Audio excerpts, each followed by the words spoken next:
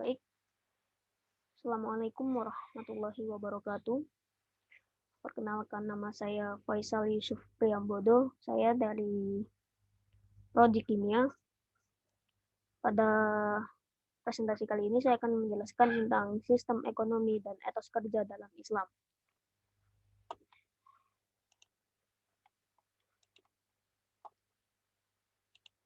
Di materi kali ini diharapkan setelah mempelajari materi ini diharapkan dapat yang pertama memahami konsep dan nilai-nilai ekonomi Islam, perbedaan ekonomi Islam dengan ekonomi kapitalis dan sosialis. Dan yang kedua, merespon praktik-praktik ekonomi modern, hukum bunga bank, serta memiliki etos kerja dan kemandirian dalam hidup.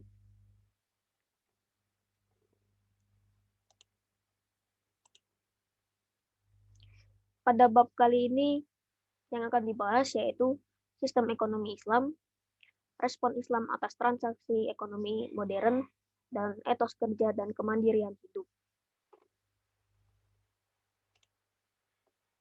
Yang pertama ada sistem ekonomi Islam. Pengertian sistem ekonomi Islam yaitu sekumpulan dasar-dasar umum ekonomi yang disimpulkan dari Al-Quran dan Sunnah dan merupakan bangunan perekonomian yang didirikan di atas landasan dasar-dasar tersebut sesuai dengan kondisi lingkungan dan masa tertentu. Selanjutnya, ada juga pendekatan Islam dan dalam ekonomi. Contohnya yaitu konsumsi manusia dibatasi sampai pada tingkat yang perlu dan bermanfaat bagi kehidupan manusia. Yang kedua, nilai dasar dan instrumental ekonomi Islam. Dalam nilai dasar dan instrumental ekonomi Islam terdapat 3, yaitu yang pertama kepemilikan. Kepemilikan oleh manusia bukanlah penguasaan mutlak terhadap sumber-sumber ekonomi, sebab sesungguhnya segala sesuatu yang ada di dunia adalah milik Allah Subhanahu wa Ta'ala. Manusia hanya dapat mengurus dan memanfaatkannya dengan baik. Yang kedua ada keseimbangan. Keseimbangan merupakan nilai dasar yang memengaruhi berbagai aspek tingkah laku ekonomi seorang muslim. Keseimbangan yang dimaksud di sini adalah keseimbangan antara dunia dan akhirat, keseimbangan dan juga keseimbangan antara kepentingan individu dan kepentingan umum. Yang ketiga ada keadilan. Keadilan harus diterapkan di semua bidang ekonomi. Keadilan juga menjadi alat mengatur efisiensi dan pemberantas pemborosan.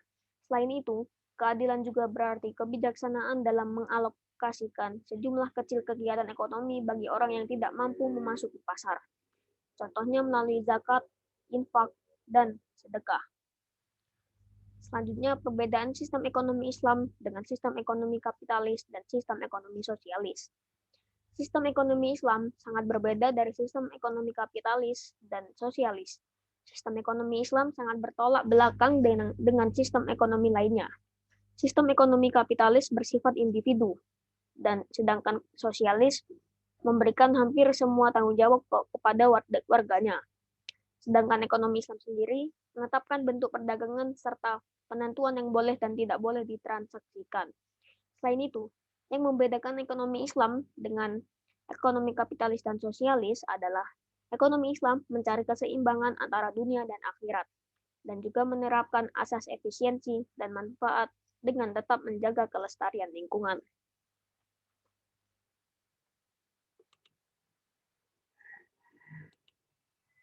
Selanjutnya, respon Islam atas transaksi ekonomi Islam.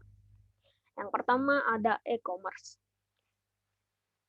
Berkat kemajuan teknologi dalam bisnis perdagangan menghasilkan metode transaksi baru yang dikenal dengan e-commerce. E-commerce merupakan bisnis online yang menggunakan media elektronik internet secara keseluruhan, baik dalam hal pemasaran, pemesanan, transaksi jual belinya, dan juga pengirimannya. Dalam pandangan Islam, jual beli mempunyai rukun dan syarat yang harus dipenuhi agar sah. Pada e-commerce ini, fikih memandang bahwa transaksi ini diperbolehkan karena maslahat. Maslahat adalah mengambil manfaat dan menolak bahaya dalam memelihara tujuan syara. Yang kedua ada bunga bank. Jika dilihat dari fungsi dan peranannya yang bermanfaat bagi manusia dan masyarakat dalam perekonomian sekarang, keberadaan bank dapat dibenarkan dalam ajaran Islam. Selanjutnya yang menjadi permasalahan saat ini adalah bunga bank itu riba atau tidak. Para ulama sampai saat ini belum berkonsensus secara bulat. Para ulama masih berbeda-beda pendapatnya. Berikut pendapat dari beberapa para ulama yang menyatakan tentang bunga bank. Yang pertama dari Abu Zahra, guru besar hukum Islam dari Universitas Kairo, Mesir, mengatakan bahwa bunga adalah sama dengan riba nasi'ah yang dilarang dalam Islam. Akan tetapi, karena sistem perekonomian sekarang dan peranan bank dan bunga tidak dapat dihapuskan, maka umat Islam dapat melakukan transaksi melalui bank berdasarkan keadaan darurat. Yang kedua, menurut Mustafa Ahmad Az-Zakro, guru besar hukum Islam dan hukum perdata, bunga dalam hutang piutang yang bersifat konsumtif adalah riba, sedangkan bunga dalam hutang piutang yang bersifat produktif tidak sama dengan riba nasi'ah.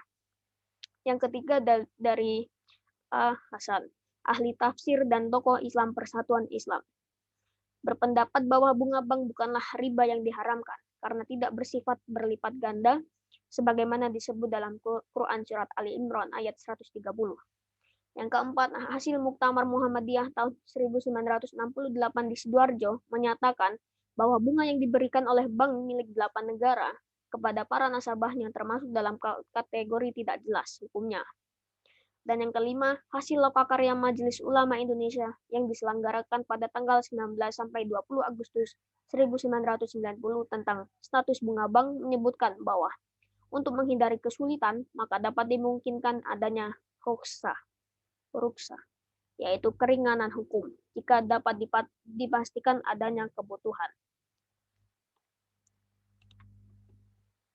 Selanjutnya ada etos kerja dan kemandirian hidup. Yang pertama, etos kerja Islami.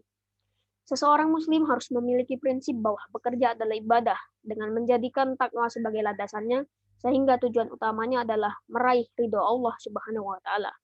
Untuk mendapatkan kesuksesan dalam bekerja, seorang muslim haruslah memiliki etos kerja yang tinggi. Etos kerja Islami memiliki beberapa karakteristik, di antaranya adalah baik dan bermanfaat, kualitas kerja yang mantap, kerja keras, tekun, kreatif, berkompetisi dan tolong-menolong, objektif atau jujur, disiplin, konsisten dan istiqomah, percaya diri, dan juga efisien dan hemat. Selanjutnya ada kemandirian dalam Islam. Dalam Islam, kemandirian adalah melakukan usaha sekuat-kuatnya untuk tidak menjadi benalu bagi orang lain. Dengan kata lain, konsep kemandirian Islam dibangun atas dasar tauhid sehingga manusia cukup bergantung hanya kepada Allah Subhanahu wa taala tanpa menafikan kerjasama dengan sesama untuk melipat gandakan kinerja.